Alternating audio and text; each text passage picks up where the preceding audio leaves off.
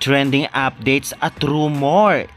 Lalong isip ng signal papunta ng Creamline. Grabe, pinag-uusapan lahat ng ito sa social media ngayon.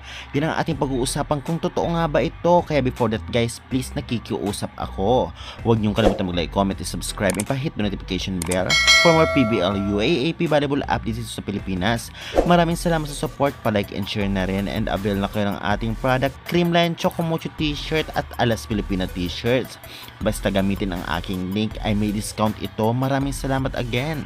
Well, wala pang confirmation, ngunit based nga sa interview kay Coach Sherwin Meneses ay mukhang hindi middle blocker ang kanilang kukunin, kundi baka wing spikers. Well, alam naman nating lahat na talaga namang trending ngayon at pinag-uusapan na mukhang malaki ang chance mapunta ng Creamline ito ngang si Lalong Isip. Isa sa mga patunay nito na talaga namang nakafollow ito sa Creamline Cool Smashers, at hindi lang yan, nagpost din si Mother Lilio na wish granted na may color pink na heart. Nangangahulugan na nga ba itong si na ito?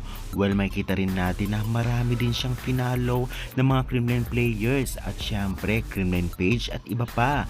Kaya naman malaki ang chance at rumor na posibleng siya talaga ang isa sa napili ng Creamline. Ganun pa man, alam naman natin na mukhang hindi makapaglalaro sina Bernadette Pons at Alaysa Valdez ngayong paparating na PBL on tour dahil nga sa kanilang mga pinagkakabisihan. Itong si Valdez ay sa Alas, ito naman si Bernadette Pons ay syempre sa Alas ngunit sa beach volleyball. Well, kung totoo man ito, malakas din si Ishi na pumalo at magaling din. From signal pa ito, kaya naman tiyak kung siya ang kukunin ay malaki din ang maiaambag nito sa Creamline Cool Smashers. Ngunit malaking pressure to sa kanya, lalong lalo pa reigning champion team pa rin ang Creamline as of now, kaya dapat galingan niya kung sakaling pipiliin o makukuha talaga siya ng Creamline at siya talaga ang rumor na sinasabi.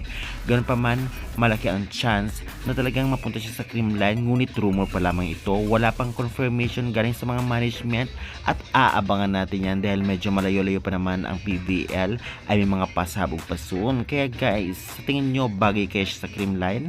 Malaki kaya ang may tutulong niya sa Creamline Cool Smashers? Kung ganun pa man ay pa-comment nga dyan sa baba, pa-subscribe for more valuable updates.